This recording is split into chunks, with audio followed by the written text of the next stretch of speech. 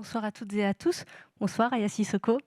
Bonsoir. Merci d'être avec nous ce soir. Aya, vous êtes triple championne du monde de boxe, comédienne, autrice, Anne l'a dit.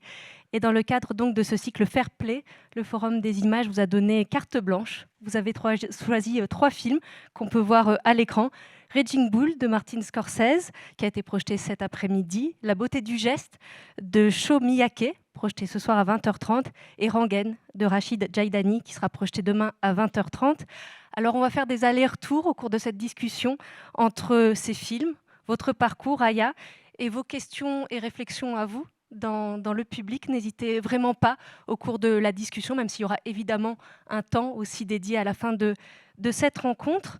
Mais c'est avec vos mots, Aya, que j'aimerais débuter cet échange. Vos mots dans le message que vous avez posté sur Instagram pour annoncer cette rencontre. Je vous lis. Le sport est politique, et plus particulièrement la boxe, qui concentre entre ses cordes les luttes raciales et la lutte des classes. Bonsoir à toutes et à tous. Merci d'avoir fait le déplacement, malgré la pluie, parce que j'ai hésité à venir. Merci d'être là. Oui, effectivement, en fait, en France, on a aussi une posture qui consiste à dire que voilà, pas de sport, pas de politique, pas de religion, en fait, comme si le sport en fait était débarrassé en fait de toutes les problématiques sociétales. Donc, il était important effectivement de dire, de rappeler, en fait, de clamer que le sport est imminemment politique. De nombreuses luttes s'y sont menées, continuent à être menées par les pratiquants, pratiquantes. Et donc, voilà, il faut le dire et l'assumer. Et on va évidemment développer Oui. tout cela au cours de la rencontre, mais je trouvais ça important de pointer ça dès le début, parce que ce sont aussi les premiers mots que vous m'avez dit quand on a échangé pour Oui, mais préparer cette on rencontre. développera par la suite, mais effectivement, oui, je le dis, je l'assume et je le revendique. J'ai fait le choix, en tout cas, de faire du sport, des espaces politiques, effectivement, afin de mener des luttes politiques et donc qui bénéficieront au plus grand nombre. Ça, c'est vraiment quelque chose qu'il faut le dire, c'est-à-dire que il n'y a pas de victoire sans combat. Et d'où l'importance de politiser ces espaces. Trois films carte blanche, je le disais, et je vous propose, pour amorcer la discussion, de commencer par le plus connu de tous, en tout cas des trois que vous avez choisis et qui a été projeté cet après-midi, Raging Bull de Martin Scorsese, donc biopic sur le boxeur Jack LaMotta, boxeur italo-américain surnommé le Taureau du Bronx. Alors là, on est dans les années 40-50. Pourquoi ce choix? Une évidence? Alors, une évidence, c'est un film référence sur la boxe. C'est un film qui a été multiprimé. Martin Scorsese, on ne va pas faire son CV. Ce sont des choix cinématographiques audacieux. Voilà. Par contre, il faut aussi dire que LaMotta, je vais être vulgaire, mais est un vrai connard. Non, faut être très très honnête. Je veux dire, c'est quelqu'un de violent, de tricheur, oui, au-delà de ses performances pugilistiques. Après, ce qui m'intéressait aussi, dans ce choix aussi, c'est aussi de montrer, les progrès qui ont été faits. C'est-à-dire que ce film-là, pouvait exister dans les années 80. Peut-être plus maintenant, ou en tout cas raconté de cette manière-là. Et l'autre point aussi l'autre point qui a commandé ces choix, c'est que les réalisateurs, que ce soit pour La beauté du geste et pour Raging Bull, ont fait véritablement le choix de se centrer sur l'intime du boxeur et de la boxeuse. Finalement, oui, essayer de percer ce mystère qui justifie à un moment donné que des individus fassent le choix de ce sport-là. Pourquoi j'accepte de donner et de prendre des coups? Et donc, ce sont des raisons finalement qui dépassent l'enceinte du ring. Et là, c'est aussi une raison supplémentaire pour politiser le propos. Et peut-être, puisque vous disiez que Jack LaMotta, c'était un connard, Oui. je reprends vos mots. Euh, Peut-être quand même, puisqu'on parle de grandes figures de la boxe, dévier un tout petit peu de Raging Bull, mais pour évoquer d'autres grandes figures, et notamment Jack Johnson, Bien sûr. qui est le premier boxeur noir à pouvoir combattre dans la catégorie poids lourd. Est-ce que vous pouvez nous en dire un mot de ce boxeur? Oui, parce que effectivement, quand on parle justement en fait de lutte raciale, il y a des trajectoires comme celle de Jack Johnson, boxeur noir issu d'un milieu très pauvre, hein, et donc qui trouve là le moyen, enfin finalement, de s'extraire de sa condition sociale, mais à une époque où noirs et blancs n'ont pas le droit de combattre dans la catégorie reine, hein, qui est celle des poids lourds. Et donc finalement, dans un premier temps en combattant contre le Canadien Burns, puis contre Jeffries, donc un Américain, Jack Johnson finalement va rompre cet interdit. En plus, il va le battre. Et donc là, c'est un coup de tonnerre. Un coup de tonnerre. Il est inconcevable, effectivement, qu'un noir puisse battre un blanc, qui plus est dans la catégorie reine. Et puis Jack Johnson, ensuite, c'est aussi cette trajectoire, en fait, finalement, tragique. C'est-à-dire que en fait, je compare un peu sa trajectoire avec celle de Mohamed Ali, parce que c'est quelqu'un, en fait, finalement, qui va assumer pleinement qui il est. Il est hors de question finalement de négocier, fait, de renoncer à ne serait-ce une partie de son identité. Donc, enfin, je suis ce que je suis et je fais ce que je veux. C'est-à-dire que vos lois ségrégationnistes ne me concernent pas. Ou en tout cas, elles sont là, elles existent, mais enfin, j'ai décidé de m'en affranchir à ma manière. Et donc, il va donc bien évidemment faire ce combat contre Jeffries et donc défaire ce boxeur blanc. Il va avoir une liaison avec une blanche. En fait, voilà, cet homme a décidé d'être libre. Et je trouve ça extraordinaire. Et en cherchant justement des choses sur Jack Johnson, j'ai vu qu'il y avait eu un film dans les années 70 Bah oui, sur lui. L'Insurgé de Martin Ritt. Si une personne dans la salle l'a vu, elle pourra peut-être nous dire ce qu'elle en a pensé. En tout cas, j'ai découvert ça. Mais je reviens sur ce que vous disiez, sur le fait qu'il était impensable qu'un noir puisse battre un blanc. Quand on parle de boxe, on pense à Raging Bull, on pense aussi à Rocky, souvent. Et pourquoi je parle de Rocky? Alors, pas pour vous faire analyser le jeu de Stallone, ne vous inquiétez pas, mais en fait parce que quand on m'a proposé d'échanger avec vous, de parler de boxe et de cinéma, j'ai repensé à un livre que j'ai lu il y a 1 ou 2 ans de Loïc Artiaga qui s'appelle Rocky, la revanche rêvée des Blancs. Et dès l'avant-propos de ce livre, l'auteur, il rappelle qu'en fait, Rocky, qui est donc un personnage de fiction, a totalement éclipsé la carrière de Larry Holmes, qu'on peut voir à l'écran, un boxeur noir, donc véritable champion des lourds entre 78 et 85. Et ce nom, on ne l'a pas retenu parce qu'on retient le nom de Rocky. exactement. Et c'est ça, c'est là où je dis aussi que le sport est éminemment politique, c'est-à-dire qu'on n'arrive pas à défaire les Noirs sur le ring, donc dans la réalité. Et donc, on va créer des héros de fiction, effectivement, pour que cette domination blanche continue à perdurer dans le temps. Et Rocky donc va jouer parfaitement ce rôle. Qui plus est, en plus, moi je l'ai, Apollo Creed, Apollo Creed vient de décéder, il me semble, cette semaine ou la semaine dernière. Et donc en plus, Rocky Balboa fait défait Apollo Creed. Donc là, pour le coup, on est en train de réparer finalement cette domination blanche.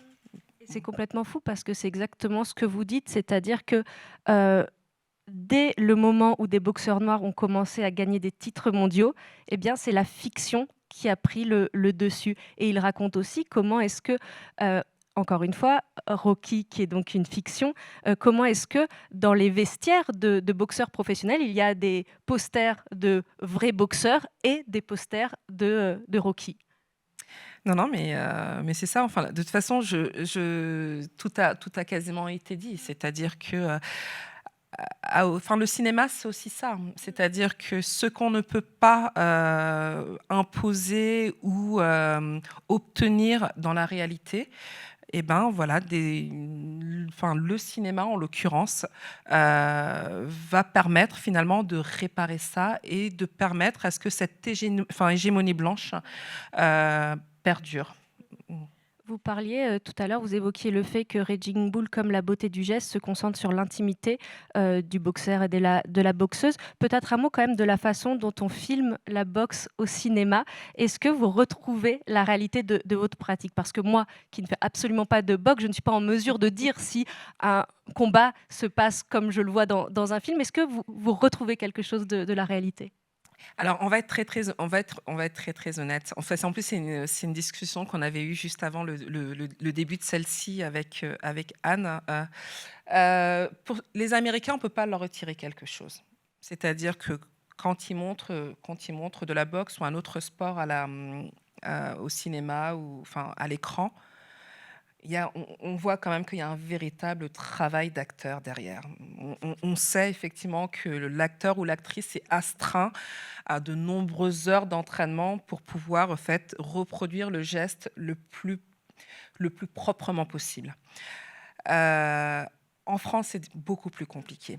C'est-à-dire que j'évite finalement de me concentrer sur la technique au fait, de l'athlète et je me concentre sur la narration. Par exemple, pour la beauté du geste, dès les premiers mouvements, je sais que ce n'est pas une boxeuse. Elle est comédienne, une très très bonne comédienne, mais elle n'est absolument pas boxeuse. Voilà. Ce que je n'aurais évidemment pas su dire. Tout à l'heure, vous disiez aussi que ce qui vous intéressait, c'était qu'on... Mais d'ailleurs, j'aimerais aussi développer un point, enfin parce que là j'y pense là tout de suite, mais ça aussi, ça fait aussi partie ça dit aussi quelque chose de la société, c'est-à-dire que on se permet effectivement de raconter en fait, des disciplines qui sont très très très je vais y arriver, majoritairement, mais c'est excusez-moi, majoritairement pratiquées en fait, par des individus, hommes et femmes issus de quartiers populaires, en fait, des individus pauvres, donc par d'autres, enfin comédiens, comédiennes, donc sans avoir égard justement pour l'investissement en fait qui est celui en fait, enfin, de celles et celles oui, qui le pratiquent et puis enfin, la plupart du temps en fait ce sont aussi des gens qui racontent ce sport et qui n'appartiennent pas du tout finalement à ce milieu-là et donc ça dit aussi quelque chose de la société, hein. Ça dit enfin, ces trajectoires romanesques nous intéressent donc on va les raconter mais sans vous exactement et ça aussi c'est très politique. Et on va évidemment parler de l'importance de raconter son histoire, de raconter son parcours, de raconter aussi l'histoire de nos parents. Mais ça, on y reviendra un peu plus tard. J'aimerais qu'on remonte un petit peu le temps pour que vous nous racontiez comment est-ce que vous avez commencé la boxe. Vous avez commencé la boxe vers 8 ans dans un club du 20e arrondissement. Un peu par hasard, je crois que vous avez essayé le tir à l'arc avant de vous mettre à la boxe et d'autres sports encore. Oui, effectivement, j'arrive dans une école primaire du 20e arrondissement qui se trouve au 293 rue des Pyrénées.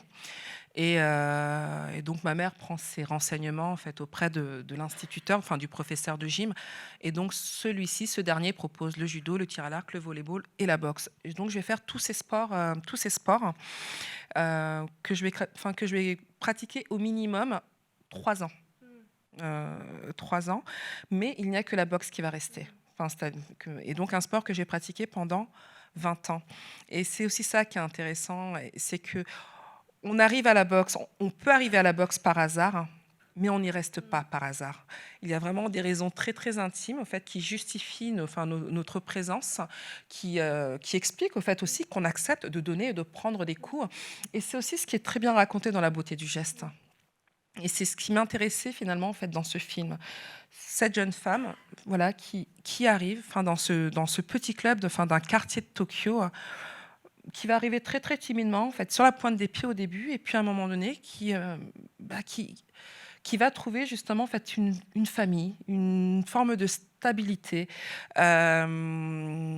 et qui va finalement pouvoir exprimer en fait les émotions qu'elle ne veut pas verbaliser. Puisque c'est donc l'histoire de Keiko, Exactement. qui est une jeune boxeuse tokyoïte et qui est sourde. Et on va parler effectivement de l'écho qu'on peut retrouver entre votre attachement à votre club et son attachement, elle aussi, à son club et à son entraîneur. J'aimerais qu'on reste juste un moment dans l'enfance, justement, puisque vous disiez on ne reste pas, on ne continue pas la boxe par hasard. Qu'est-ce que vous y avez tout de suite trouvé Qu'est-ce que la boxe vous permettait à l'époque? Heu, Qu'est-ce que j'y ai trouvé?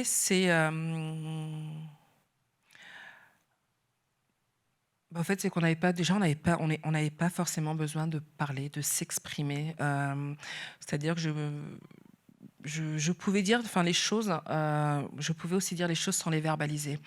Et puis il y a aussi c'est une enfin la boxe, en fait, ces entraînements qui ponctuaient ma semaine, c'était aussi une forme de stabilité. C'était un repère stable, tout au long de ma semaine, et voilà quelque chose, qui se répétait. C'était des figures aussi, en fait, qui étaient souvent les mêmes. Il y avait aussi cette figure, en fait, de l'entraîneur, qui était l'un des rares finalement, dont l'autorité, en fait, me semblait légitime. Donc, j'acceptais finalement de me soumettre à son autorité, alors que dans le quotidien, c'était beaucoup plus compliqué que ça. Hem Et puis j'avais aussi ce besoin, fait de sentir mon corps. Et c'est très étrange, en fait, c'est que c'est quelque chose, enfin, que la boxe, le fait de pouvoir, enfin, de donner des coups et en recevoir, en fait, me permettait. C'est-à-dire, oui, en fait, finalement, tu es vivante, tu existes. Hem Donc je pense que ça, c'était vraiment dans l'immédiat. Et par la suite, finalement, en fait, je me rends compte qu'avec la boxe, j'ai appris à être forte, à occuper l'espace. Parce que quand tu arrives dans une salle et que, en tant que... Alors moi, j'ai commencé par la boxe française, donc il y a un peu... Enfin, il y avait deux, trois filles. C'était pas énorme, mais il y avait tout de même deux, trois filles. Mais déjà, voilà, arriver, occuper l'espace, voilà, dire que je suis là, j'existe et personne ne me fera partir, c'est déjà quelque chose d'extraordinaire. Et en plus, ce sont aussi oui, c'est des apprentissages, en fait, finalement, que j'ai réussi à appliquer, au fait, à ma vie quotidienne. Et donc, c'est ça, oui. Enfin, la boxe m'a permis de me rendre compte que j'étais forte. Et je vous ai entendu dire également, et c'est un petit peu ce que vous disiez en disant je n'avais pas besoin de la parole, je vous ai entendu dire que finalement la boxe allait précéder les mots, c'est-à-dire que ça participe d'une même énergie, sauf que à ce moment-là, la boxe effectivement permettait de dire quelque chose. Elle permettait de dire quelque chose, mais c'est surtout que, parce que c'est une anecdote, au fait, que je raconte, je ne sais plus si c'est dans Dambé ou Mba, c'est-à-dire que c'est aussi un endroit où, finalement, malgré le fait que je sois une femme, ou en tant qu'enfant de pauvre, on m'attend. C'est-à-dire qu'une enfant de pauvre puisse pratiquer un sport comme la boxe, c'est tout à fait cohérent. En fait, ça répond aux représentations aux représentations communes, enfin communément admises. Euh, et donc c'est vrai que je me souviens justement, en fait, de la dame, en fait, qui aidait à entretenir l'école, qui à un moment donné vient me voir alors que le professeur de gym est juste à côté et qui me dit: alors Aya, comment s'est passé ton trimestre? Quelles sont tes notes? Et là je lui dis: bah, ça se passe très bien, je suis troisième de ma classe. Et là soudainement, en fait, le professeur de gym qui nous interrompt: mais t'es troisième de la classe, toi? Ben oui, je suis aussi une bonne élève. Et donc là, pour le coup, on ne m'attendait pas comme bonne élève. Et c'est quelque chose finalement qui va me poursuivre pendant longtemps. On nous considère comme sportive et sportive. Par contre, dès qu'il s'agit d'intellect, ça ne répond pas finalement aux représentations. Et voilà, encore aujourd'hui, euh, voilà, il y a encore, ça persiste encore. C'est fou. J'aimerais qu'on reste un dernier moment dans l'enfance et l'adolescence, et c'est en lien avec ce que vous disiez, c'est-à-dire que vous étiez aussi une enfant, une adolescente qui aimait énormément lire. Euh, et il y a un livre qui a été particulièrement important pour vous, c'est celui-ci, Au nom de tous les miens, de Martin Gray. Je vous ai entendu dire que c'était un livre qui vous avait donné beaucoup de courage. Oui, beaucoup de force, mais parce que c'est aussi l'histoire familiale qui veut ça. C'est qu'elle a été tellement jalonnée en fait, de tragédies que bah, voilà, j'ai trouvé, en fait, j'ai puisé de la force dans mes lectures. Et c'est vrai que cet ouvrage-là a résonné tout particulièrement en moi parce que voilà, c'est l'histoire finalement en fait, de la déportation, de la destruction et de la volonté d'anéantissement en fait, d'individus, du fait, en fait juste d'être juif. Et cette résilience, le fait de recommencer malgré en fait, ce destin qui s'acharne, parce qu'effectivement il y a les camps, mais ensuite il reconstruit une famille et puis qui va être détruite à son tour par un incendie. Et là, je me dis, si lui peut, moi aussi, je peux résister, je peux y arriver. Et c'est d'autant et c'est vrai que je suis d'autant plus triste parce que me concernant, en fait, nous sommes aussi héritiers d'une mémoire, nous sommes héritiers d'une histoire. Et c'est vrai que cette histoire, c'était de dire plus jamais ça. Et c'est vrai que l'actualité me rend mais tellement triste, où je me dis, mais en fait, nous aurions dû, nous aurions pas, voilà, je me confonds carrément, mais c'est vrai que je me disais, mais faites l'histoire nous oblige et nous aurions dû être justement, faites celles et ceux, faites par qui, faites la tragédie n'aurait jamais dû arriver. Et sans ça, en fait, où l'actualité me rend, déjà parce que humainement, c'est juste inconcevable, c'est inacceptable ce qui est en train de se passer en Palestine, mais qui plus est, justement, parce que faites l'histoire vous oblige. Et vous êtes dépositaire d'une histoire qui vous oblige. Et une vie vaut une vie. Jamais une vie ne doit valoir plus qu'une autre vie, d'aucune manière que ce soit. Voilà.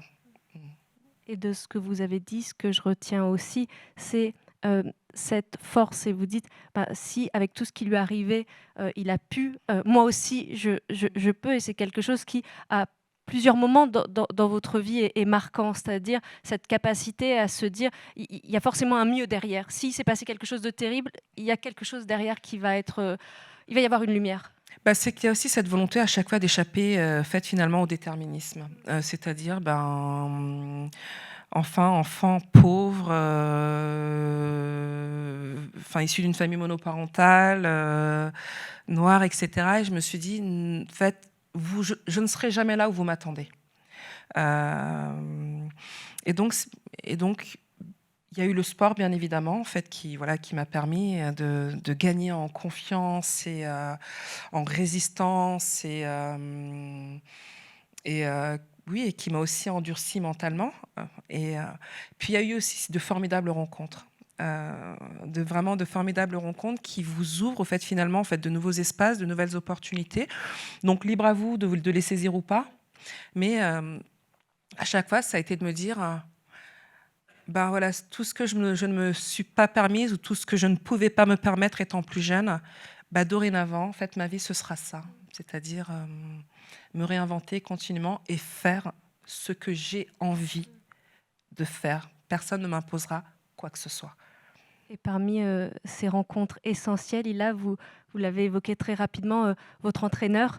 Le deuxième entraîneur, où vous disiez que c'était un entraîneur qui vous avait vraiment ouvert au monde. Et il y a quelques jours, ici même, Chloé Wary, qui est une autrice de bande dessinée, racontait comment, dans sa MJC, elle avait appris à être citoyenne parce qu'elle était avec des personnes qui, au-delà de lui apprendre, elle en l'occurrence, à dessiner, puisque c'est une autrice de bande dessinée, elle est devenue autrice de bande dessinée, que c'était vraiment un lieu de débat, d'échange et d'ouverture au monde. Et j'ai l'impression que c'est aussi le cas pour vous avec ce deuxième entraîneur qui vous a encouragé, vous et vos camarades, à vous émanciper. Donc c'est un peu ce qu'on retrouve dans la beauté du geste.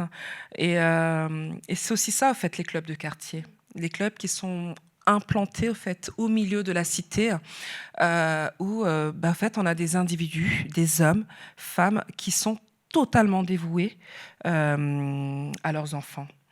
Donc mon professeur, en fait, Jean Roche, était ancien communiste,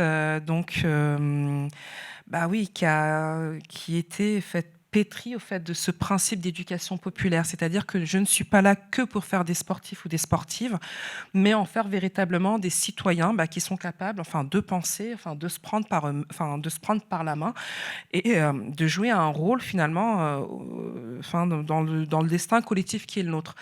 Et, euh, et Jean Roche, oui, c'était à chaque fois, en fait, il n'y a pas que la boxe dans la vie.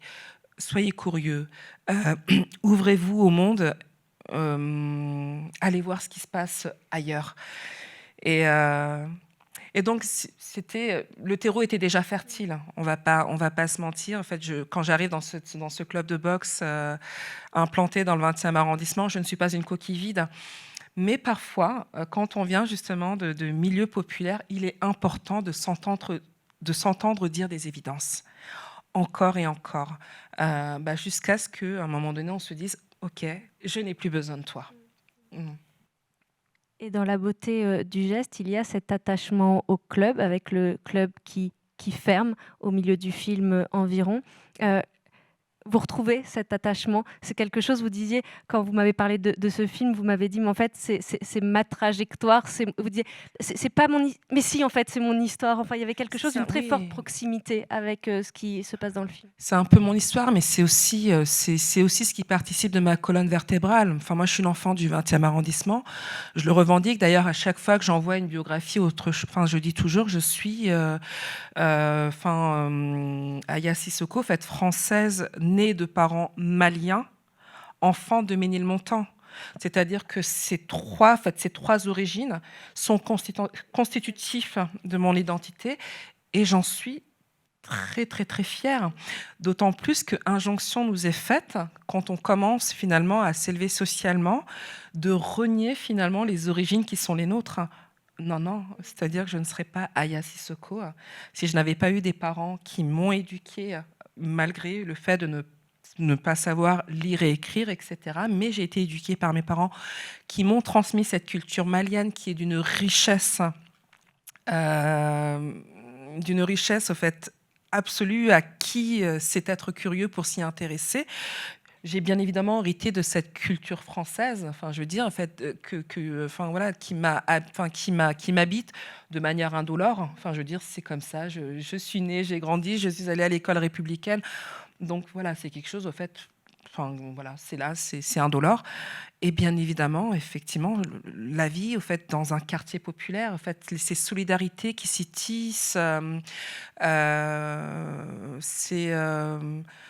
oui, cette conscience aussi de l'autre. Au fait, c'est quelque chose que je n'arrive pas à trouver parce que mes conditions de vie se sont améliorées, mais c'est quelque chose, effectivement, que je ne trouve pas ailleurs. C'est-à-dire cette conscience de l'autre. Alors, bien évidemment, c'est compliqué, je ne vais pas mentir. Le quotidien est compliqué. Quand matériellement, en fait, il vous manque beaucoup, mais une vraie conscience de l'autre. C'est-à-dire que quand tu arrives, donc ça peut être lourd parfois, parce que tu as envie de te dire parfois, laisse-moi vivre ma vie sans que j'aie à te rendre de compte. Mais le fait que tu arrives quelque part, bonjour, comment tu vas, comment va ta maman, ou que tu as besoin de quelque chose, tu sais exactement chez qui frapper, etc. C'est quelque chose que je ne retrouve absolument pas ailleurs. Et c'est quelque chose finalement dont je suis nostalgique. Je vais être très honnête, j'en suis très très nostalgique. On va parler de l'arrêt de votre carrière. On a encore quelques années à parcourir avant d'y arriver. On va parler des livres que vous avez écrits, que vous écrivez. Est-ce que vous voulez nous dire un dernier mot de la beauté du geste qui sera projeté donc dans 1h30 maintenant? En fait, la beauté du geste, c'est un peu c'est prendre le contre-pied aussi de Raging Bull. En fait, je voulais vraiment cette diversité, en fait, finalement, de films qui racontent la boxe. Au fait, c'est aussi l'éloge de la lenteur. L'éloge du silence. En fait, finalement, c'est un film qui nous raconte le monde d'hier, un monde qui n'existe presque plus. où là, dorénavant, il faut que tout aille très, très vite, enfin, où c'est le fracas, enfin, le bruit, enfin, le fracas permanent. Là, en fait, on prend le temps. Voilà, je vais vous raconter voilà, ce quotidien qui n'est pas simple, en fait, qui est Non, aussi parce qu'elle se difficile. partage aussi, elle est femme de ménage, Voilà, elle a une activité professionnelle en même temps qu'elle a sa pratique de boxeuse, ce qui était aussi mon cas. vous étiez comptable. J'étais aussi, voilà, j'avais une activité professionnelle qui me permettait finalement de m'adonner à ma pratique sportive. Mais oui, voilà, j'ai vraiment aimé cet éloge de la lenteur. Moi aussi, et je l'ai découvert grâce à vous, donc merci. De rien. Vous avez été championne du monde de boxe française en 99 et 2003, BTS Compta entre les deux, puis championne du monde de boxe anglaise en 2006, puis, je le disais, blessure lors de cette finale de 2006, un coup de Ouais, coude. donc tout le monde s'attendait à ce que je choisisse $1 million Baby, c'est ça? Non. Mais non, on surprend les gens. Un coup de coude de votre adversaire, cervical fracturé, opération, complication, arrêt de la boxe.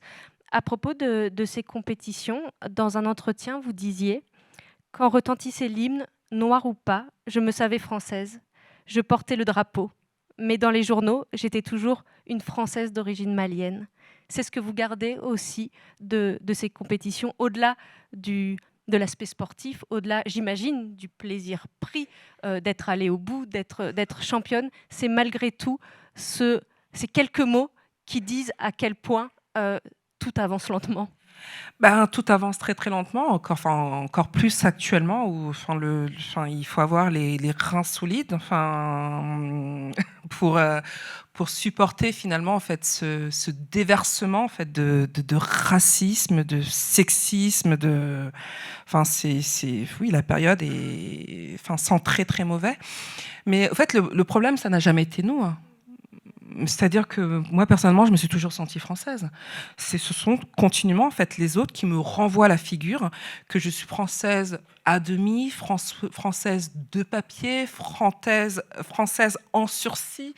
Euh, voilà, je veux dire, en fait, moi, mon destin français, je le connais par cœur. C'est qu'à un moment donné, quand mes parents, donc Sagui Sissoko et Massiré Dinsira, décident de venir en France, c'est que le Mali est une ancienne colonie française. Et qu'à l'époque, en fait, la France a besoin de bras pour construire son avenir. Et donc, mon destin français n'est absolument pas un hasard. Donc, je vais être très honnête. En fait, j'ai plus le temps de convaincre les gens. En fait, j'ai pas le temps. En fait, j'ai trop de choses à vivre, trop de choses à faire. Et donc, l'objectif, effectivement, c'est que la nouvelle génération, en tout cas, ne porte pas finalement, en fait, n'ait pas à supporter tout ce que nous avons dû à supporter. C'est-à-dire, en fait, vivez, vous interdisez rien.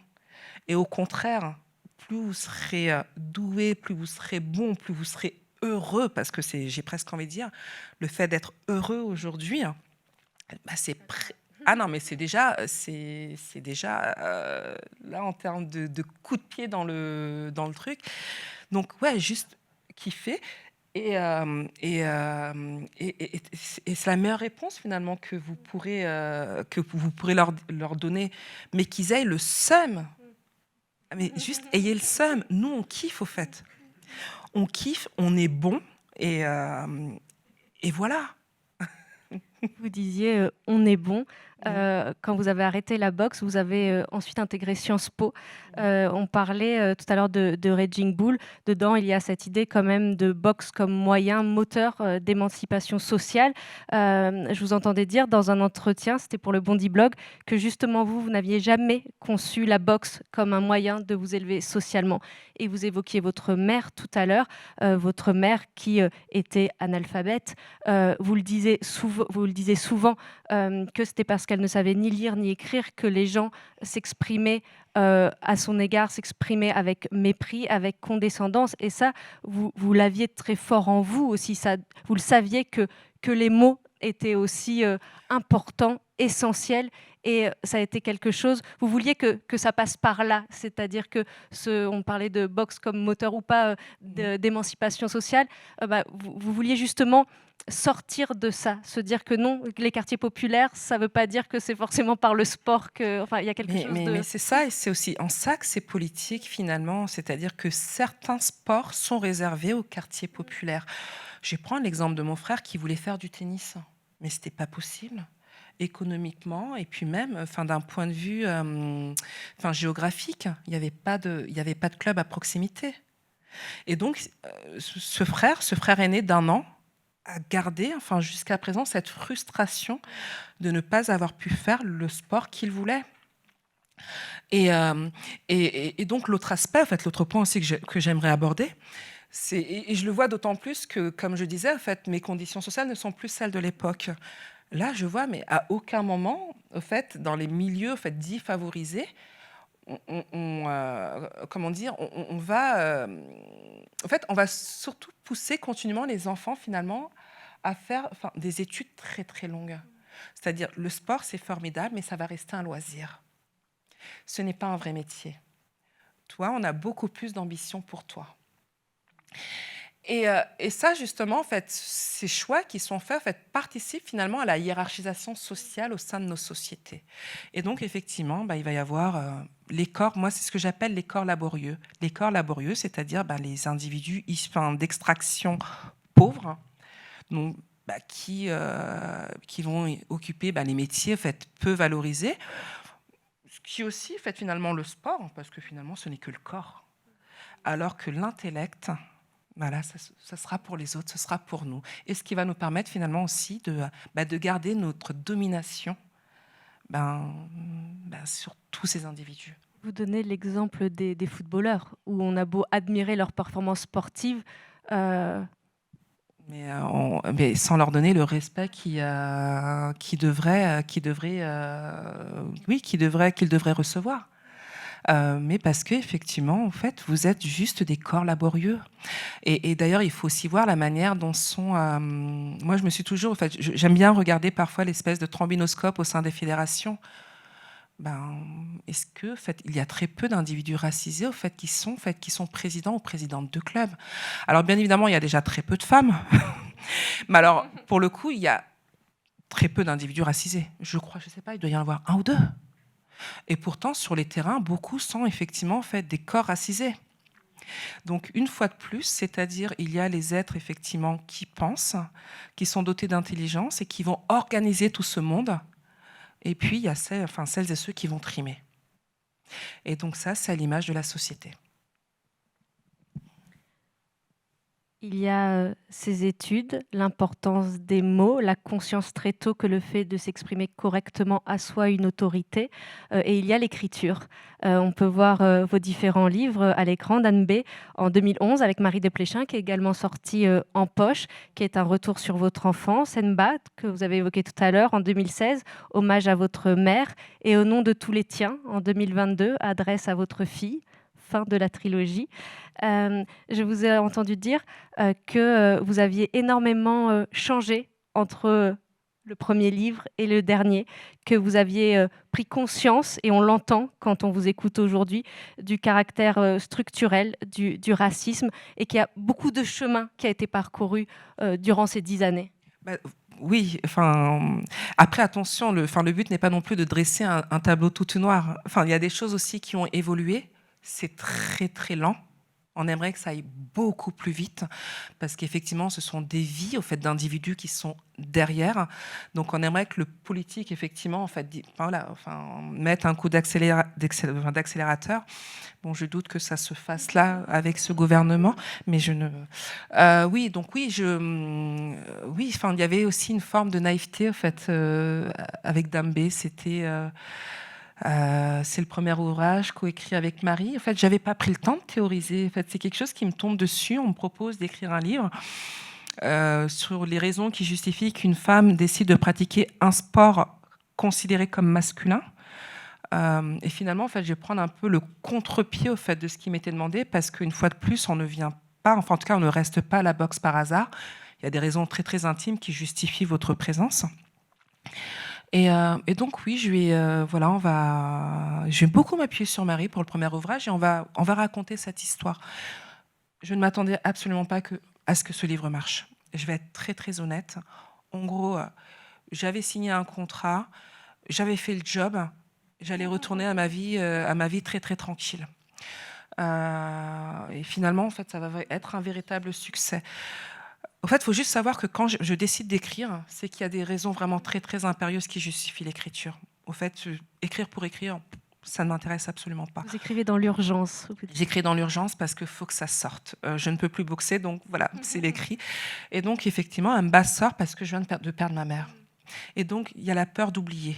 Il faut que je la raconte. Il faut que je la raconte en essayant d'être le plus juste possible. C'est-à-dire que je ne dresse absolument pas en fait, le portrait d'une héroïne lisse. Au contraire, elle avait plein de défauts, ma maman. Elle avait énormément de qualités, mais aussi plein de défauts. Et c'est aussi ce qui fait en fait, les héros et les héroïnes. Et donc, voilà, je la raconte dans sa complexité, dans les contradictions qui étaient les siennes. Et puis, en fait, ce que ça avait été compliqué aussi pour nous, c'est-à-dire que j'avais une maman qui était très, très, très fière de sa culture malienne et donc qui voulait absolument la transmettre à ses enfants, tout en ayant conscience qu'elle était en France et donc que ses enfants pouvaient aussi être tout autres. Et donc, voilà, c'était un côté, il faut que je laisse mes enfants finalement en fait, s'émanciper, mais j'ai tout de même envie de les rattraper parce que il faut que ça reste moi, en fait. Il faut qu'il reste à mon image. Donc voilà. Une femme extrêmement forte. Une femme. Quand votre père est décédé, sa famille a voulu qu'elle rentre au Mali et elle a refusé. Elle a voulu rester. Oui, elle refuse de partir, déjà pour des raisons médicales et puis des raisons en fait, finalement très, très pragmatiques. C'est-à-dire que quel avenir pour mes enfants s'ils retournent au Mali? Mais ça, c'est vrai qu'au tout début, en fait, dans Dambé, en fait, je raconte, il y a un peu de colère justement quand je raconte justement les pères, en fait, les aînés du clan. Dans Mba, j'ai dû le corps déjà un peu plus justement la critique qui était la mienne, parce que ça aussi c'est la maturité, mais parce qu'il était aussi très très compliqué pour ces hommes de prendre en charge une femme et ses enfants. Eux qui habitaient déjà dans un foyer, qui avaient des salaires très très maigres, et donc comment finalement entretenir cette femme et ses 3 enfants alors qu'eux-mêmes ont déjà du mal à survivre. Et c'est aussi ça, en fait. C'est pour ça que c'est important finalement à chaque fois, en fait, quand on écrit, d'avoir aussi une perspective politique, de prendre de la hauteur et de se mettre à la place de l'autre. Autrement, effectivement, la critique était très, très facile. Bah oui, société patriarcale, sexiste, etc. Il y a du vrai, bien évidemment, mais c'est plus compliqué que ça. Et à chaque fois, justement, mes livres aussi, c'est cette prise de conscience. Je gagne en maturité. Et donc, finalement, j'inscris tout ça, en fait, aussi dans un contexte politique, sociologique, voilà. Il y a aussi quelque chose d'important, c'est la façon dont vous mêlez le bambara et le français. Et ça, c'est aussi un choix très politique. Les titres déjà de vos livres, appelez le premier livre Dambé et le second Nemba, c'est-à-dire c'est évidemment éminemment politique. Et de mêler les 2 langues, c'est aussi quelque chose qui est essentiel. Mais c'est très très politique parce que, comme je disais, en fait, je suis française et ça, de toute façon, c'est indiscutable. D'ailleurs, demain, je vais voyager, je vais présenter un passeport français. Mais j'ai hérité de cette culture, en fait, dont je suis très très fière. Et c'était aussi une manière de rendre hommage à mes parents, à ce qu'ils sont, à travers mes livres, parce que mes parents, ce sont des individus en fait, qui sont totalement silenciés, invisibilisés, en fait, dont on ne donne pas voix au chapitre. Et donc là, c'était aussi une manière de les réhabiliter, de dire, déjà, j'ai appris, malgré le fait d'avoir la tête dure, et je commence finalement à comprendre. Je comprends qui vous êtes, quelles ont été vos luttes, qui je suis aussi, parce que en vous racontant, en fait, je me raconte moi-même, je renoue justement avec cette part finalement de moi-même qui est totalement niée en fait en France. Et puis, je vais être honnête aussi, c'est que j'ai la chance aussi d'avoir une éditrice qui m'a suivie. Donc, c'est de la même pour les 3 livres. C'est-à-dire, même quand elle a changé de maison d'édition, j'ai pris le risque aussi de la suivre en me disant, je préfère être fidèle et puis on verra ce que ça donnera. Et finalement, ça a payé puisque, bon, elle a trouvé une autre maison d'édition. Mais oui, une éditrice qui me dit, Aya, t'es sûre ? Parce que voilà, ça reste un business. En gros, ben, on investit sur vous, mais il faut quand même qu'on ait un retour sur investissement. Et donc, bien évidemment, le plus simple, c'est de faire un livre totalement en français. Et là, t'es sûr ? Oui. Bon, bah écoute, on le fait. Et en ça, finalement, je remercie Mireille qui m'a suivie dans tous les ouvrages, qui m'a laissé faire, qui m'a fait confiance. Et puis, on est content parce que finalement, ça fonctionne. Voilà.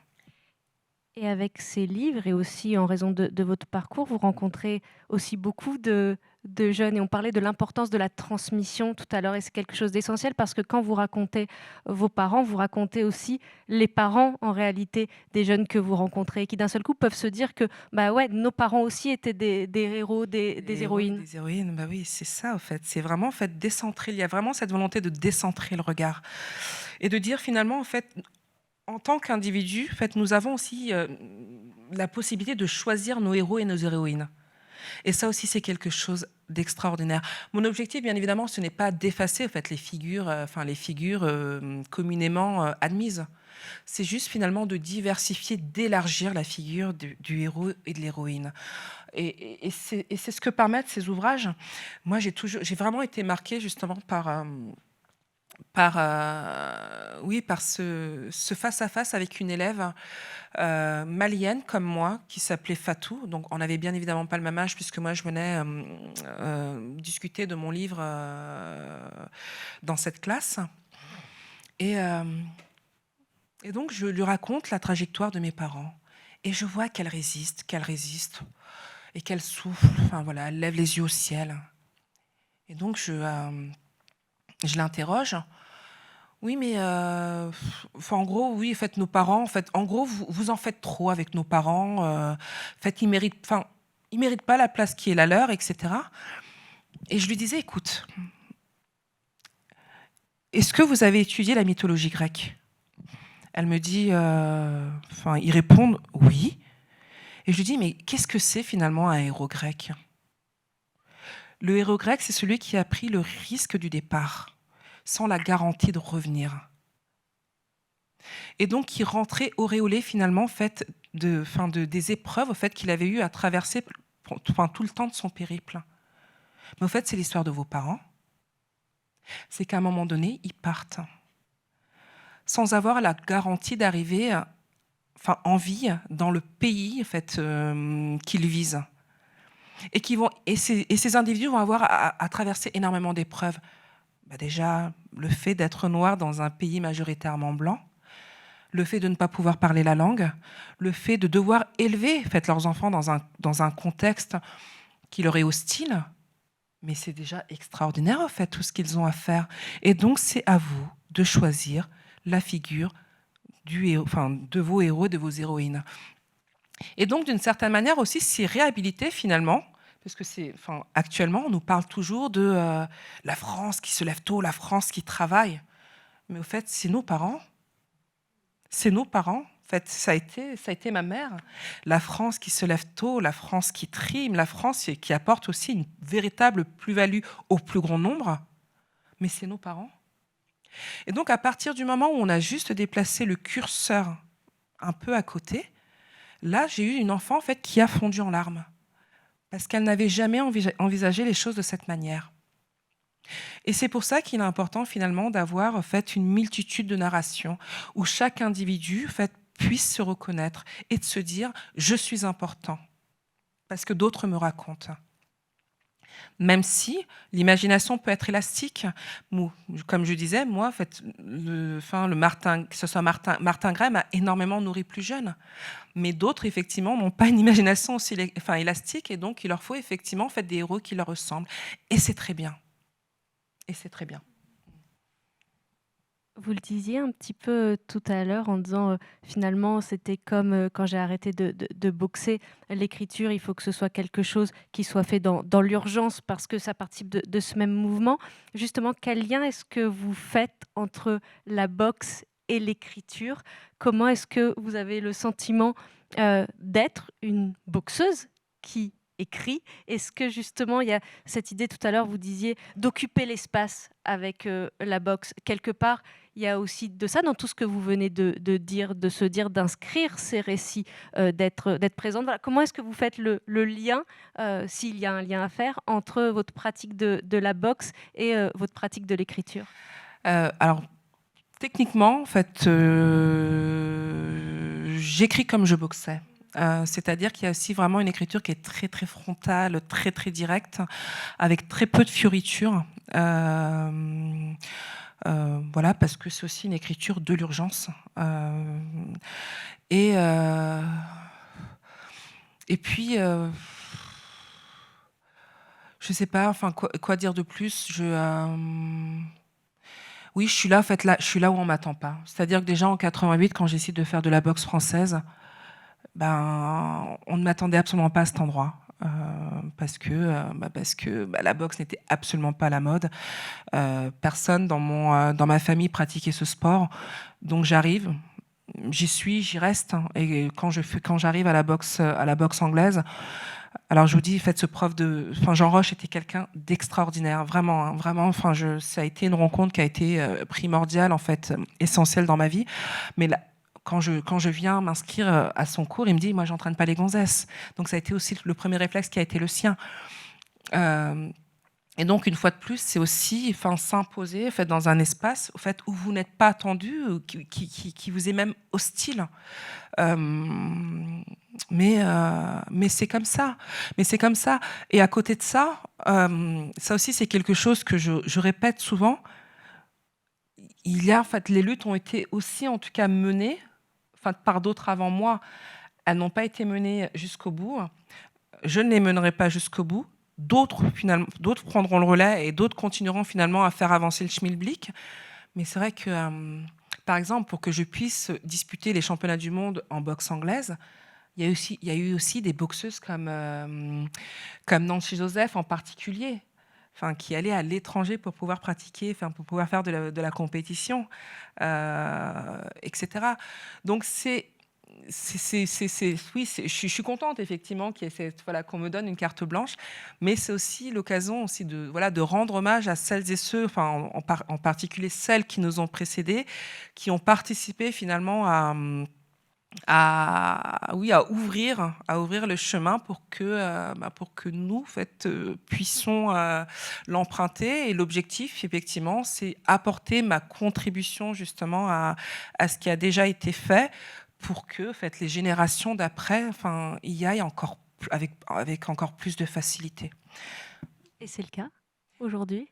Je fais. Après, oui, quand j'entends, voilà, on m'envoie des messages, je vois effectivement que ça avance, mais j'aimerais que ce soit encore tellement plus rapide, d'autant plus que j'ai une petite fille. Et que là, anecdote, enfin, ma fille a fait le choix de faire du rugby, hein. Et, et c'est vrai qu'il a fallu, par exemple, me battre pour que le logiciel, au fait, qui après chaque match, au fait, enfin, comment dire, au fait, enfin, choisit, en fait, le meilleur joueur du match, puisse être changé. Parce que c'était, ma fille s'appelle Billy, meilleur homme du match. Non, en fait, non, mais ce sont des petits détails comme celui-ci qui vous font sentir que vous n'êtes pas à votre place, que vous n'êtes pas attendu et qu'il va falloir encore se battre, passer pour la relou, etc. Mais Et puis parce que les mots, la façon dont on désigne les choses, c'est aussi la façon dont on voit et dont on construit le monde. Parce que dans ce type de cas, j'imagine qu'il y a des gens qui vous ont dit: «Oh, ça va, c'est pas si grave». Alors que si c'est essentiel parce que si on ne voit pas ces mots, la réalité qu'ils recouvrent n'existe pas en fait. c'est ça, mais c'est surtout que d'autres personnes, en fait, qui sont amenées à lire effectivement, enfin, d'autres petites filles qui seraient amenées à lire ce livre n'auraient pas conscience qu'elles peuvent elles aussi pratiquer le rugby. Non, non, bah, Billy a été élue femme du match dans une équipe en fait, c'est la seule fille de l'équipe. Mais voilà, c'est aussi dire, tu peux faire du rugby et tu peux le pratiquer dans une équipe mixte. Mais en fait, c'est aussi, enfin, les mots, c'est aussi la manière dont on se situe dans le monde, dont on se situe dans un espace. Et sans ça, en fait, où les mots sont primordiaux. Et c'est pour ça que je disais, effectivement, en fait, les mots sont éminemment politiques. Le fait qu'une femme noire, dont les parents étaient analphabètes, issue de milieux populaires, puisse être publiée, ça reste éminemment politique. Et qu'une femme noire avec des parents maliens, analphabètes, réalise des films, ça aussi c'est politique. Je crois que vous vous essayez à la réalisation. Oui, c'est en cours, il y a encore beaucoup de travail. Oh punaise que c'est compliqué quand même. C'est un espace qui est hyper compliqué et donc je suis en train de voilà, j'apprends mais enfin à côté de ça, j'ai toujours aimé apprendre. Et comme je disais, j'aime être là où on m'attend pas. Donc oui, le prochain objectif c'est basculer en fait sur la réalisation et voilà, il y a une super belle équipe, une belle production et on va essayer de faire quelque chose de qui sert l'intérêt collectif parce que c'est vrai qu'il y a aussi oui, ce poids en fait, que je fais porter sur mes épaules en me disant on a en fait une obligation, on a une obligation aussi politique, justement à créer aussi. Après, bien, enfin moi, c'est comme ça que je le perçois. Attention, hein, ce n'est pas, enfin, chacun fait comme il veut, mais c'est vrai que c'est comme ça moi que bah oui, à ce que effectivement, en fait, ce que l'on produit, en fait, puisse servir au plus grand nombre. Voilà. Et ça nous amène peut-être à votre troisième film, Carte blanche, le passage à la réalisation, puisque c'est le film Rangen, réalisé par Rachid Jaidani, lui aussi ancien boxeur, lui aussi romancier, comédien et donc réalisateur. Ouais, mais et c'est là en fait où le monde est petit parce que enfin oui, je me souviens à l'époque. Donc on partait de notre club du 114 rue de Ménilmontant pour se rendre dans le club de Rachid Jaidani, qui s'appelait le Bac 9. Et donc je le voyais s'entraîner sur le ring, faire du shadow, etc. Mais sans savoir effectivement que cet homme allait devenir réalisateur, qu'il était aussi écrivain, poète, fait d'une sensibilité fait juste hallucinante. Et ce film est beau. Au fait, c'est pas un film qui traite de la boxe, ou en tout cas, on en voit très très très peu. Mais voilà, il y avait aussi cette envie de rendre hommage à ce réalisateur pratiquant, amoureux de la boxe, dans ce beau film aussi qui raconte la difficulté parfois des couples mixtes. Et ça fait d'autant plus écho à mon histoire que mon premier grand amour était algérien. Et donc c'était en fait, et il y a plein de choses. Enfin, je me reconnais dans plein de scènes du film. Et donc voilà, je me suis dit, comme je fais ce que je veux, je choisis Rangen. Vous avez bien raison. Est-ce que certaines ou certains, parce que je vois que le temps passe très vite, est-ce que certaines ou certains ont des questions pour Aya? Merci déjà pour cet échange et votre parcours à Sissoko me touche beaucoup et il y a certaines choses dans lesquelles je me reconnais beaucoup et justement la question du rien sans nous, je trouve qu'elle est primordiale et pour vous, la question de la représentation, justement, qu'elle soit au cinéma, dans la littérature, est-ce que ça renvoie à la question aussi de la représentativité? C'est-à-dire que si on ne représente pas des personnes, on va dire, non seulement devant la caméra, mais derrière la caméra, est-ce que finalement, ça fausse pas le discours? Mais c'est une très bonne question et j'avais un peu, répondu à votre question à un moment donné Oui, de la effectivement. discussion. C'est-à-dire, oui, à un moment donné, ça va être aussi notre capacité finalement à être aux commandes, aux côtés effectivement en fait de celles et ceux en fait qui le sont habituellement. Mais c'est vrai que on reste encore dans des postures où nous sommes dépendants en fait finalement du bon vouloir des personnes en fait qui sont des personnes qui dirigent en fait très majoritairement voire exclusivement en fait certains espaces.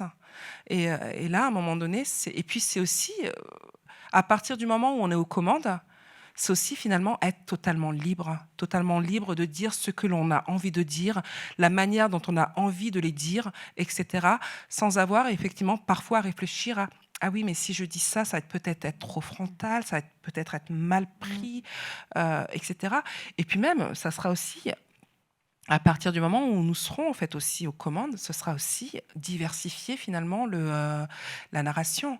C'est-à-dire que nous serons plus aussi dans des postures de revendication. Exactement, oui. Là, on pourra véritablement en fait diversifier les narrations, raconter des choses mais alors d'une légèreté. Parce que nous sommes aussi des gens légers. On adore les histoires, on adore les histoires de cœur, les histoires d'amour. Nous avons aussi, voilà, des chagrins d'amour. En fait, on aimerait finalement raconter des choses, en fait, très légères. En fait, ne pas tout le temps être en mode combat, justement, c'est ça. On est, c'est ce que, voilà. C'est vraiment, mais c'est ça que je veux. Enfin là, quand je vois ma fille écrire que des choses en fait de fiction, du fantastique, je trouve ça juste extraordinaire. Je me dis quelque part, en tout cas, en fait, probablement la trajectoire de ma fille ne sera absolument pas la mienne. C'est-à-dire que moi, j'ai été dans une posture entre guillemets de combat, de résistance, et là, a priori, ma fille. Même si là, politiquement, je suis quand même très inquiète par ce qui est en train de se passer. Parce que là, pour le coup, en fait, là, on a les néoconservateurs sont à l'offensive. Mais a priori, voilà, elle va vraiment pouvoir jouir en fait, de cette insouciance, de cette liberté qui devrait être celle de tout un chacun. Désolée, mais par contre, je vous remercie beaucoup pour ce que vous avez dit sur nos parents, parce que ça m'a beaucoup touchée et c'est quelque chose dans laquelle moi j'avais jamais pensé. Et le fait de l'entendre, de vous entendre le dire, ça m'a vraiment beaucoup touchée. Je vous en remercie beaucoup et énormément parce que je voyais pas vraiment ma mère forcément dans tout ça et ça m'a beaucoup touchée. Je vous remercie. Alors moi aussi, je te remercie. Et je vais aussi te dire quelque chose. Mais ça, je le dis aussi tout le temps à chaque adolescent que je rencontre. Ne t'excuse pas de prendre la parole. Mais c'est important. Je sais effectivement que tu es intimidée, que c'est oui, que c'est assez, oui, que c'est toujours peut-être gênant de prendre la parole en public, mais ne t'excuse pas. D'accord? Oui. Voilà, tu as le droit de prendre la parole, tu as le droit d'occuper l'espace. Ne t'excuse pas. Ne t'excuse pas, voilà, de dire ce que tu as à dire. Et oui, voilà, ne jamais douter oui, de l'héroïsme de nos parents. C'était des hommes et des femmes incroyables. Et c'est vrai que moi, je prends conscience aussi de ce que me disait ma mère, et c'est pour ça que des fois, c'est bien de prendre de l'âge, parce qu'en fait, on gagne aussi en sagesse, en maturité. Mais elle me disait, mais sans cesse, mais depuis que je suis enfant, hein, tu n'es pas l'enfant de rien et de personne. Tu t'inscris dans une histoire, dans une filiation, et puis quand ça allait pas, oui, je suis l'enfant de Seigneur, etc. Et c'est ça aussi, justement, cette conscience de qui elle était, en fait, lui permet de résister et puis de garder aussi la tête haute, au fait. Vous pouvez dire ce que vous voulez, vous pouvez projeter sur moi ce que vous voulez. Je sais qui je suis. Et donc, n'hésite pas, en fait, si tu peux, à interroger tes parents sur qui ils sont. Qu'est-ce qui fait, à un moment donné, qu'ils font le choix de venir en France? Quelles sont les luttes qu'ils ont dû amener, etc. Et tu vas voir qu'ils ont énormément de force. Oui, merci. Est-ce qu'il y a une autre question? Oui. Ouais, donc, en fait, ce que je voulais dire, c'est que déjà, Raging Bull, c'est un excellent choix. Parce que c'est un chef-d'œuvre. Cinématographique, mais on est d'accord que Jack LaMotta, quand même, c'était quand même un enfoiré. Maintenant, par rapport à ça, parce que moi, je me rappelle à l'époque, par rapport à ce film, nous, on parlait plus, en fait, dans le milieu de la boxe, on parlait plus de Rocky Marciano, plus que Jack LaMotta. Bon, déjà, le choix, c'est excellent. Je voulais savoir, dans le milieu de la boxe, en fait, c'était quoi, comment avez-vous pu gérer le rapport avec les hommes dans ce milieu macho pour jusqu'à devenir championne? En fait, j'ai 3 questions. J'ai 3 questions. Et... On va les faire les unes après les autres parce D'accord. que j'ai été boxeuse et donc non, je rigole. C'est pas vrai.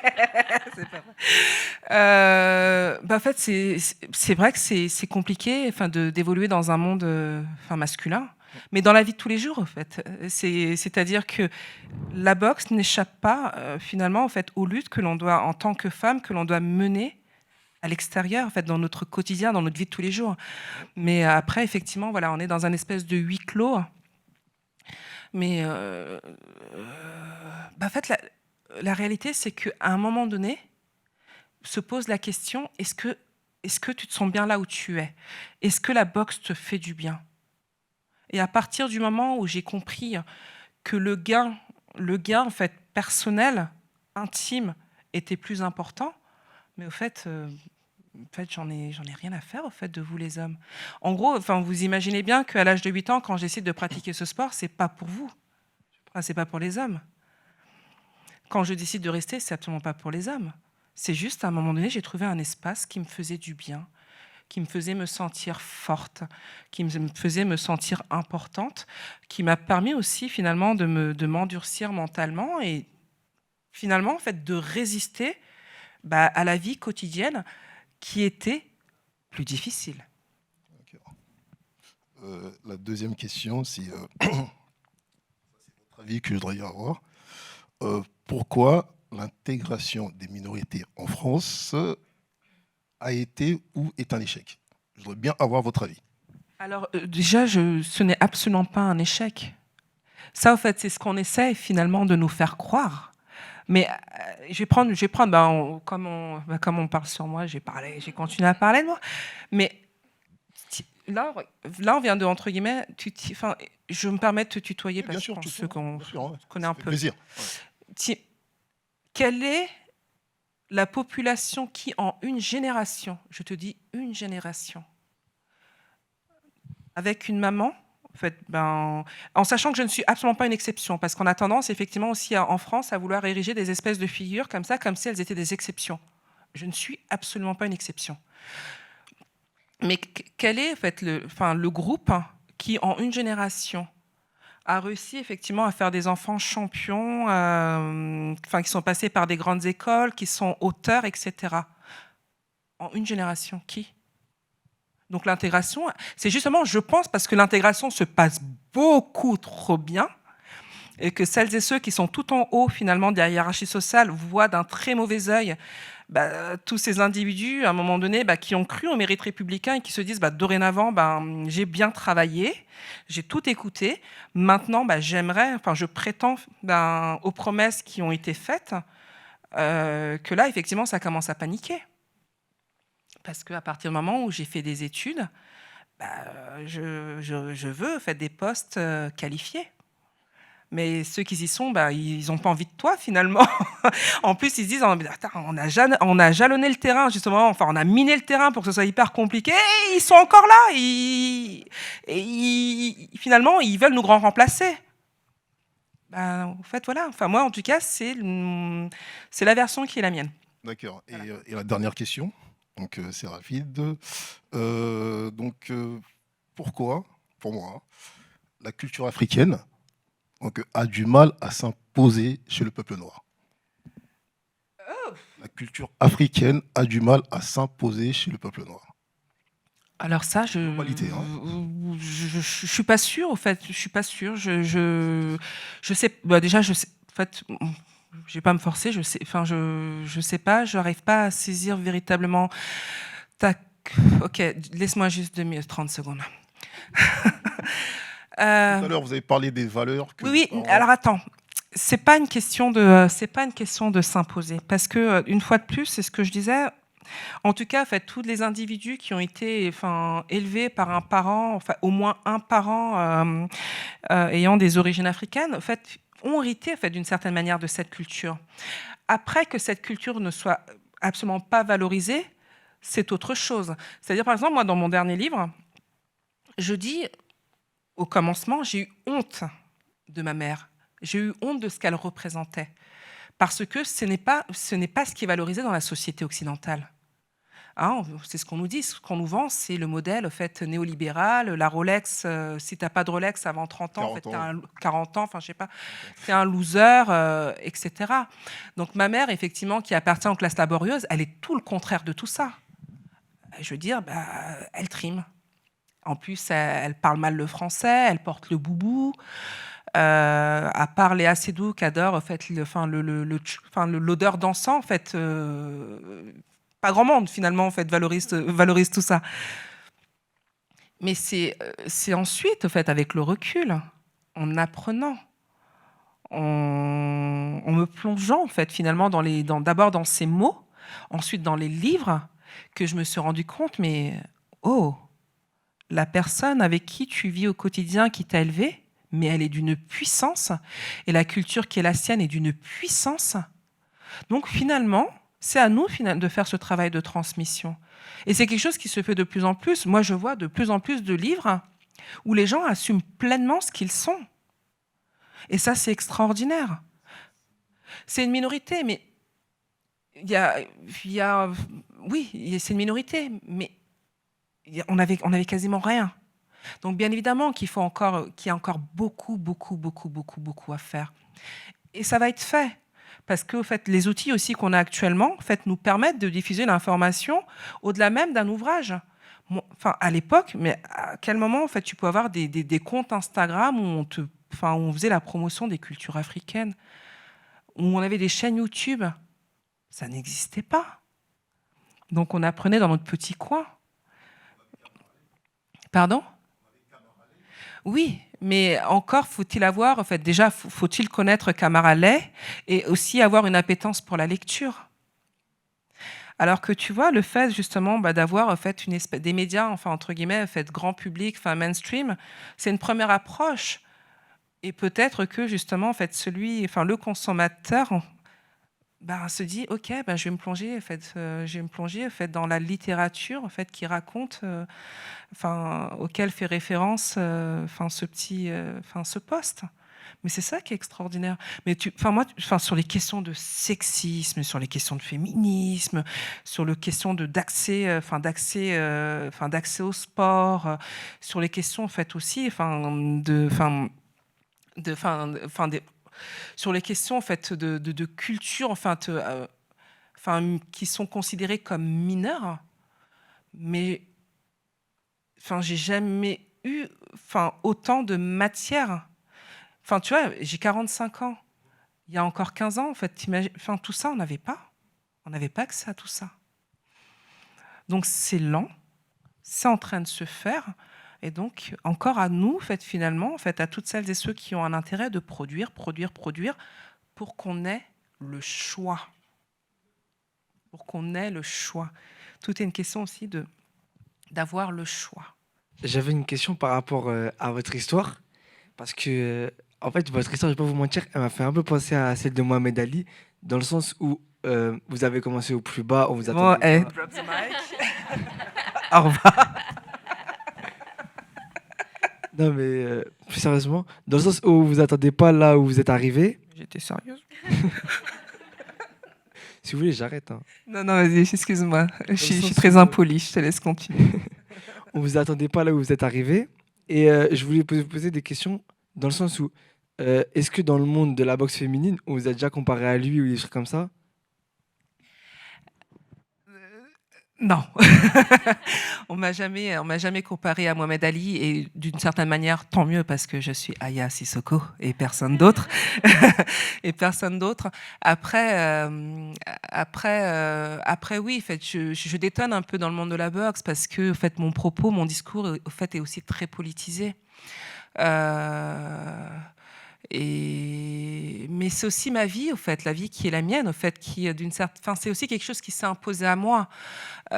C'est-à-dire que si je voulais raconter, au fait, l'expérience qui est la mienne, sans la politiser, finalement, ça n'a pas de sens.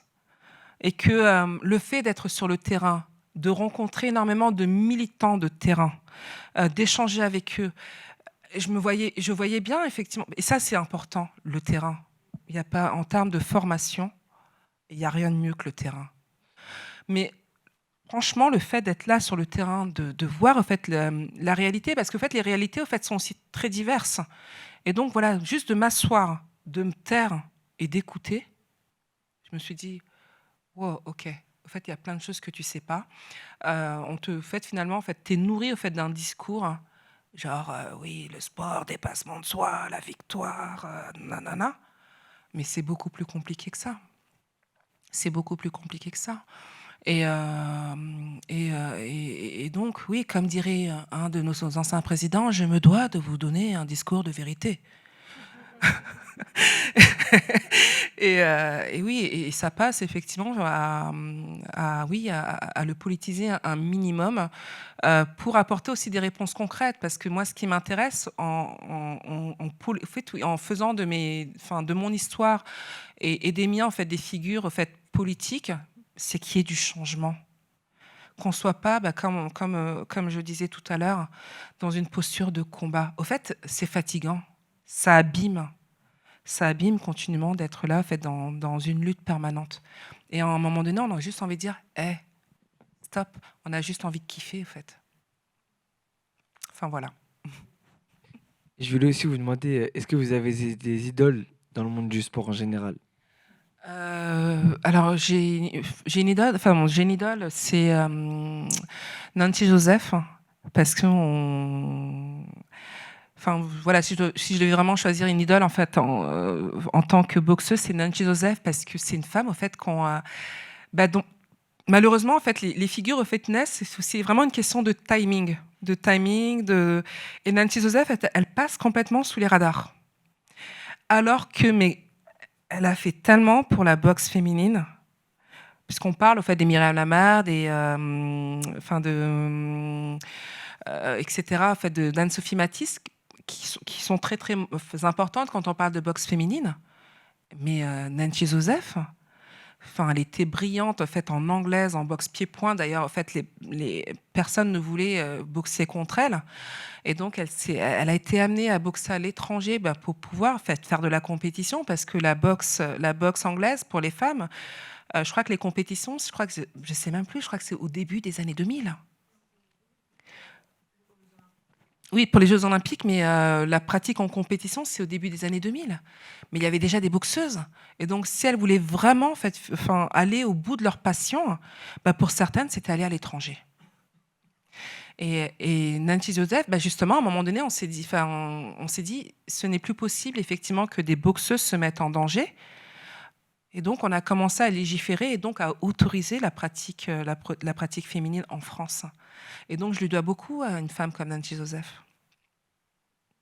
Et c'est ça, en fait, il est toujours important de rendre hommage à celles et ceux qui nous ont précédés, à celles et ceux qui ont mené les luttes aussi pour nous, dont on bénéficie finalement en fait, des combats qui ont été les leurs. Ça, c'est aussi une phrase en fait, qui revient comme une sorte de leitmotiv dans Au nom de tous les tiens. Voilà, le monde est vieux, mais l'avenir sort du passé. Et ce qui nous perd aujourd'hui, c'est que nous avons oublié les luttes qui ont été celles et ceux qui nous ont précédés. Et donc, à partir du moment où on n'a pas de mémoire, où on n'a plus de mémoire, en fait, on est facilement malléable. On nous fait faire, on nous fait dire ce que l'on veut. Et ça, c'est dommage. Connaître son histoire, c'est savoir une colonne vertébrale solide. Et ma toute dernière question, c'était est-ce que votre frère, au final, il a pu faire du tennis ou pas du tout? Jamais, malheureusement, et c'est un de ses grands regrets, et c'est d'autant plus... et je me dis, en fait, l'histoire de mon frère, elle est absolument pas isolée. Il y a encore 3 semaines, j'étais à une discussion au Havre, et voilà, quelqu'un racontait exactement la même histoire que celle de mon frère. Et le but, c'est que voilà, chaque individu, en fait, puisse faire ce qu'il a envie de faire, et que l'argent ne soit plus un frein. Ne soit plus un frein. Oui, je voulais d'abord vous remercier très chaleureusement pour vos propos, pour votre engagement, pour les valeurs que vous défendez, qui nous sont si précieuses. En ce moment, comme vous l'avez dit, la période est plutôt nauséabonde, que ce soit en France ou ailleurs. Donc, un grand, grand merci. Vraiment, on a kiffé ce moment avec vous. Et on n'en ressort pas indemne. Vraiment, c'est bouleversant tout ce que vous nous avez raconté, et vous nous avez donné une pêche incroyable pour continuer avec vous la lutte. Et je voulais juste vous poser une question au niveau de la transmission. Je pense que vous arpentez les écoles, que ce soit collège, lycée, auprès des jeunes, parce que c'est vrai que c'est eux qui vont porter le flambeau. Et je voulais savoir comment ça se passe en général, bien que vous nous ayez raconté une ou deux anecdotes. En fait, généralement, alors par contre, c'est vraiment c'est quelque chose que j'adore faire. Pour moi, en fait, voilà, c'est la jeune génération, c'est encore celle effectivement que l'on peut. Généralement, les adultes, parfois, voilà, les idées sont arrêtées, c'est vraiment difficile de les faire réfléchir et de les faire un peu, voilà. Par contre, les jeunes générations, en fait, on peut encore les impulser, en fait, en tout cas, semer la graine qui fera que. Voilà, ça poussera, et pourquoi pas, donner un bel arbre. Donc c'est quelque chose que j'aime particulièrement faire. Malheureusement, ce ne sont que les quartiers, les établissements situés en quartier populaire qui me sollicitent. Et là aussi, politiquement, ça dit beaucoup de choses.